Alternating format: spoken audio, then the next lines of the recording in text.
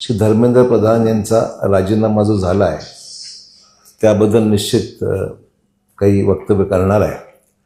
थोड्याच वेळापूर्वी सोशल मीडियावर त्यांनी एका पोस्टमध्ये आपल्या राजीनाम्याची स्पष्ट कारणे विशद केलेली आहेत. ते म्हणतात की पहिल्याच दिवसापासून मी जबाबदारी घेतली आणि परिस्थितीकडे कधीही पाठ फिरवलेली नाही. गुणवंत विद्यार्थ्यांचे भवितव्य परीक्षा माफियामुळे खराब होऊ देणार नाही आणि कोणत्याही विद्यार्थ्यावर अन्याय होऊ देणार नाही हा माझा संकल्प होता. विद्यार्थ्यांना भरकटवण्यासाठी जबाबदार पदावर बसलेल्या व्यक्तींनी अडथळे निर्माण करण्याचा प्रयत्न केला. त्यामुळे माझं मन अत्यंत व्यथित झाले. मी नेहमीच लोकशाहीच्या शक्तीवर अतूट विश्वास ठेवला आहे. तरुणांच्या आकांक्षा, स्वप्ने आणि अपेक्षांच्या मनापासून आदर करत आलो आहे. गेल्या 10 दिवसांच्या घडामोडी पाहून माझे मन दुःखीच आहे. हा माझ्यासाठी व्यक्तिगत प्रतिष्ठेचा विषय नाही आहे. देशाच्या युवा शक्तीला भ्रमाच्या दुष्टचक्रात अडकू देणार नाही हाच माझा खरा संकल्प आहे. जंतरमंतरवर आणि देशात जी परिस्थिती निर्माण झाली आहे त्या परिस्थितीचा देशविघातक शक्तींनी गैरफायदा घेऊ नये. देशाची एकता अबाधित राहावी आणि भारताचं एकही विद्यार्थ्याचे भविष्य कायदेशीर गुंतागुंतीत अडकू नये. आपल्या मुलांनी आपला वेळ अभ्यासात द्यावा आणि करिअर घडवण्यावर लक्ष केंद्रित करावे. या सर्व गोष्टींचा विचार करून मी माझा राजीनामा माननीय पंतप्रधानांकडे पोचवला आहे. ह्या भावना आपल्या व्यक्तिगत व्यक्त करत असताना श्री प्रधान यांनी महत्त्वाच्या 3 गोष्टी सांगितल्या. पहिली म्हणजे त्यांनी जबाबदारी स्वीकारून काम सुरू केले होते. स्वतः जेव्हा घटना घडली तेव्हा त्यांनी सांगितली माझी ही व्यक्तिगत जबाबदारी आहे. दुसरं म्हणजे त्यांच्यासाठी हा कुठलाही वैयक्तिक प्रतिष्ठेचा मुद्दा मी केलेला नाही. आणि तिसरी गोष्ट, देशातील सध्याच्या परिस्थितीचा देशविघातक शक्तींनी गैरफायदा घेऊ नये. देशाची एकता अबाधित राहावी आणि भारताच्या एकाही विद्यार्थ्याचे भवितव्य आणि भविष्य कायदेशीर गुंतागुंतीत अडकू नये. म्हणून धर्मेंद्र प्रधान यांची ही भूमिका अतिशय योग्य आहे. ते संवेदनशीलता दाखवली आहे. स्वतः विद्यार्थ्यां चळवळीतून ते समोर आलेले आहेत. एक विद्यार्थी कार्यकर्ता ते केंद्रीय शिक्षण मंत्री असा त्यांचा प्रवास राहिलेला आहे. त्यामुळे विद्यार्थ्यांच्या भवितव्याबद्दल त्यांची कटिबद्धतेवर कोणतेही दुमत असण्याचं काही कारण नाही आहे. दुसरीकडे देशाचे पंतप्रधान श्री नरेंद्रजी मोदी यांच्या अध्यक्षतेखाली झालेल्या केंद्रीय मंत्रिमंडळाच्या बैठकीत सार्वजनिक परीक्षा अनुचित साधनांचा प्रतिबंध अधिनियम 2024 अधिक कठोर करण्यासाठी दुरुस्ती विधेयकाला मंजुरी देण्यात आली. काल कॅबिनेटमध्ये नवीन कायदा पास झाला. 2 दिवसापूर्वीच माननीय पंतप्रधानांनी पेपरफुट प्रकरणी अधिक कठोर निर्णय घेतले जातील असे सुतोवाच त्यांनीच प्राईम मिनिस्टरनी केले होते. आणि त्यानुसार कालच्या मंत्रिमंडळ बैठकीत दुरुस्ती विधेयक संमत करण्यात आलं.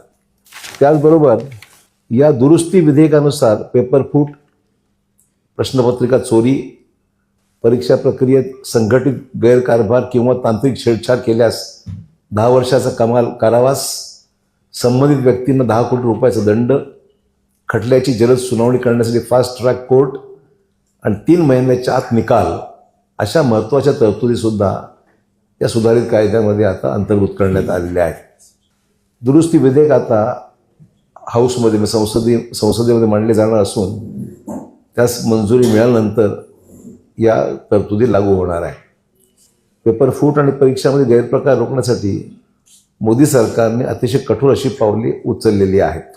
या प्रकरणामध्ये कठोर कारवाईचा शब्द केंद्र सरकारने दिला होता आणि त्या शब्दांचे पालन केलेले आहे. म्हणजे मोदी साहेबांनी याच्या अगोदर 2-3 वेळा ट्विट केलं. एकदा व्हिडिओही त्यांचा प्रकाशित झाला.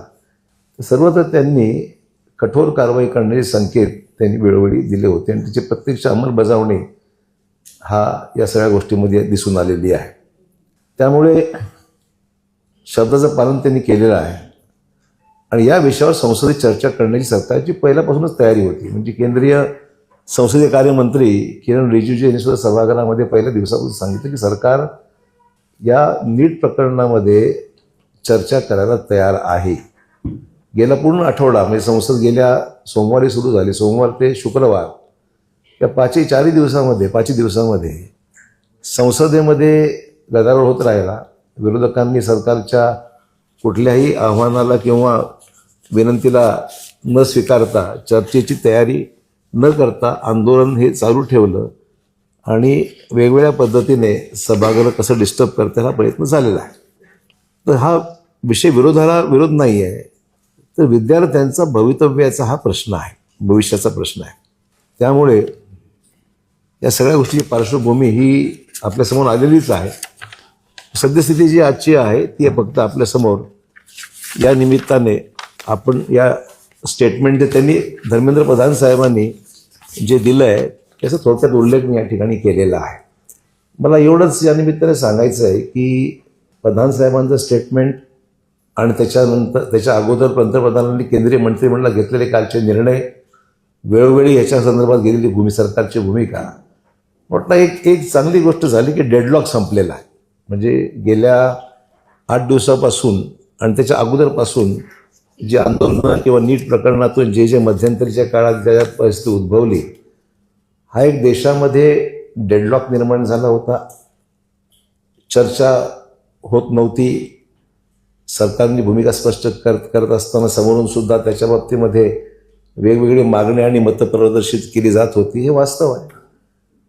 पण आता त्यातून निष्पन्न हे झालं की आज धर्मेंद्र प्रधान यांचा राजीनामा विरोधी पक्षाची एक प्रमुख मागणी होती.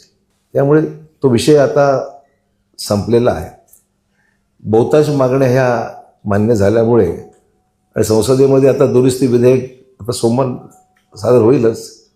आणि त्यानंतर मला वाटतं की परीक्षेच्या एकंदरीत सिस्टममुळे, कारण प्रश्न सर्वत्र एवढी चर्चा होती की हे सिस्टम फेलियर आहे, किंवा लोकांचा सिस्टमवर विश्वास राहिलेला नाही, असंच वारंवार वक्तव्य अनेक विरोधी पक्षातून आणि तरुणांच्या माध्यमातून समोर येत होतं.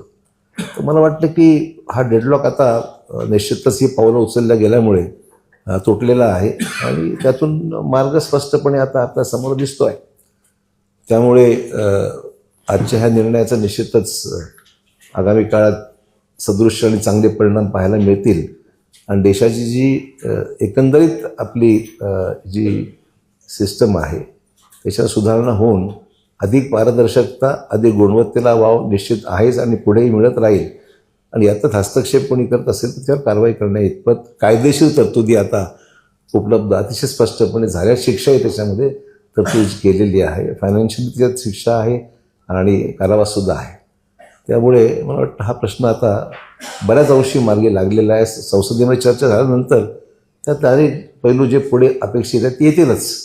त्यात अधिक स्पष्टता उत्तर जे येईल संबंधित मंत्र्याचं त्यात स्पष्ट होईल.